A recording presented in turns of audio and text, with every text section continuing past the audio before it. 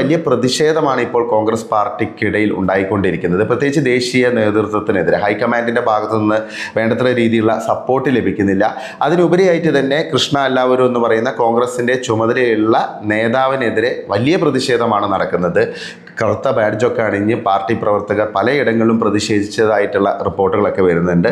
അതായത് സീറ്റ് ചോർ ബീഹാർ ചോർ എന്നാണ് അവർ ഉന്നയിക്കുന്നത്. അതായത് അവർ ആ രീതിയിലുള്ള മുദ്രാവാക്യം ഉയർത്തുകയാണ്. അതായത് രാഹുൽ ഗാന്ധിയുടെ വോട്ട് ചോർ ഗഡി ചോർ എന്നതിനെ അനുസ്മരിപ്പിക്കുന്ന രീതിയിൽ സീറ്റ് ചോർ ബീഹാർ ചോർ, അതായത് കൃഷ്ണ അല്ലാവരു ബീഹാർ വിടണം, ഇവിടുത്തെ സീറ്റ് വിഭജനത്തിൽ അദ്ദേഹം കൃത്യമായിട്ടുള്ള അഴിമതി നടത്തിയെന്നൊക്കെയാണ് ഇപ്പോൾ കോൺഗ്രസ് പ്രവർത്തകർ ഉന്നയിക്കുന്നത്. കഴിഞ്ഞ ദിവസവും ഇത് സംബന്ധിച്ചിട്ടുള്ള വലിയ പ്രതിഷേധമൊക്കെ ബീഹാറിൽ ഉണ്ടായിരുന്നു. അപ്പോൾ ഇതാണ് ബീഹാറിലെ കോൺഗ്രസിൻ്റെ ഒരു സാഹചര്യം. കാരണം ഇത്തവണയെങ്കിലും അല്പം നില മെച്ചപ്പെടുത്തുക എന്നുള്ളത് കോൺഗ്രസിനെ സംബന്ധിച്ച് ഒരു പ്രധാന ലക്ഷ്യമായിരുന്നു. പ്രത്യേകിച്ച് ഈ ഒരു സഖ്യത്തിൽ ഒരു ഗുണം ലഭിക്കണമെങ്കിൽ, അതായത് RJDക്ക് കൂടി ഒരു ഗുണം ലഭിക്കണമെങ്കിൽ കോൺഗ്രസ് കൂടുതൽ സീറ്റുകൾ നേടേണ്ടതുണ്ട്. കാരണം കഴിഞ്ഞ തവണ കോൺഗ്രസിൻ്റെ പുവർ പെർഫോമൻസ് ആണ് RJD അധികാരത്തിൽ നിന്ന് മാറ്റി നിർത്തിയത്.